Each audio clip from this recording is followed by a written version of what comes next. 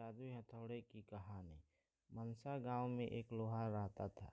उसका एक भरा पूरा परिवार था जिसका लालन पालन करने के लिए उसे कई बार दिन रात काम करना पड़ता था। रोज की तरह आज भी काम पर जाने से पहले रामगोपाल ने अपना खाने का डिब्बा बांधने के लिए अपनी पत्नी से कहा। पत्नी जब डिब्बा लेकर आई तो रामगोपाल ने कहा, आज मुझे आने में देर हो जाएगी, शायद मैं रात को ही आऊँ। इतना कहकर रामगोपाल अपने काम पर निकल गया। काम पर जाने का रास्ता एक जंगल से होकर गुजरता था। जैसे ही वहाँ रामगोपाल पहुँचा उसे कुछ आवाज़ सुनाई दी। जैसे ही रामगोपाल कुछ पास गया तो उसने देखा कि एक साधु भगवान का मंत्र जपने के साथ ही हंस रहा है। हैरान होकर रामगोपाल ने पूछा, आप ठीक हैं? उस साधु को रामगोपाल नहीं जानता था, लेकिन साधु बाबा ने एकदम से उसका नाम लेकर कहा, आओ रामगोपाल बेटा, मैं तुम्हारा ही इंतज़ार कर रहा था। मैं भूखा हूँ, मुझे अपने खाने के डिब्बे से कुछ खिला दो। बाबा से नाम सुनकर रामगोपाल हैरान था, लेकिन उसने कोई सवाल नहीं किया और सीधा अपना खाने का डिब्बा निकाल कर उन्हें दे दिया।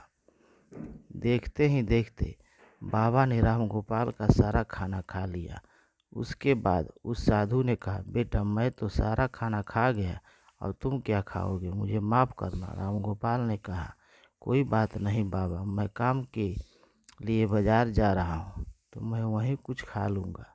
यह सुनकर उस साधु ने रामगोपाल को खूब आशीर्वाद दिया और भेंट के तौर पर एक हथौड़ा दे दिया। रामगोपाल ने कहा, आपका आशीर्वाद काफ़ी है, मैं इस हथौड़े का क्या करूँगा?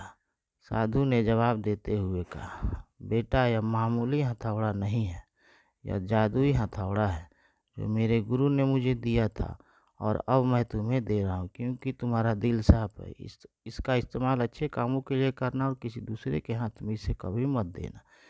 इतना कहकर वह बाबा वहाँ से अदृश्य हो गए। रामगोपाल अपने हाथों में हथौड़ा लेकर बाजार काम करने के लिए चला गया। औजार बनाने के पहले उसके दिमाग में आया कि आज इसी हथौड़े से लोहा पीटता हूँ। जैसे उसने लोहे पर चोट मारी, सीधा औजार बन गया। दूसरी चोट में लोहे के बर्तन बन गए।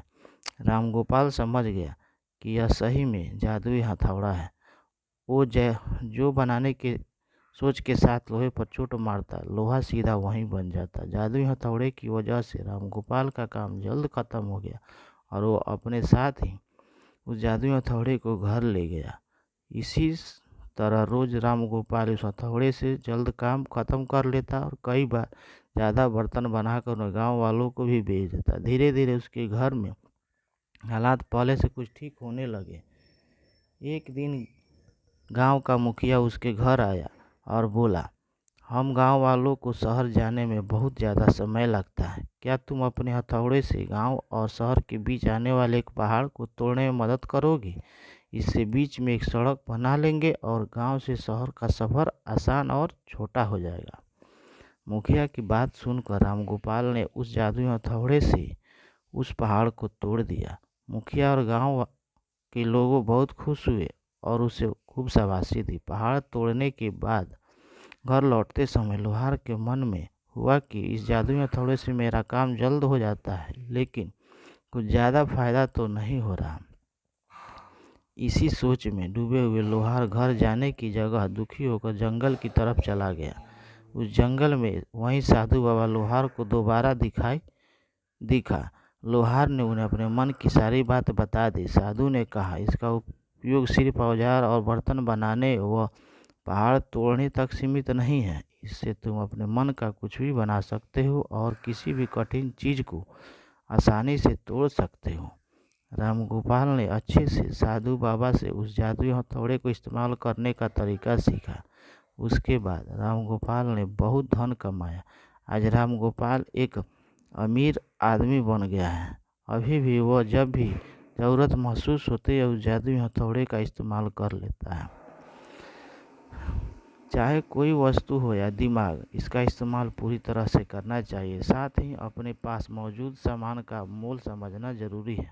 व्यर्थ हताश होने से काम नहीं बनता। ऐसे ही कहानियों के लिए हमारे चैनल को लाइक सब्सक्राइब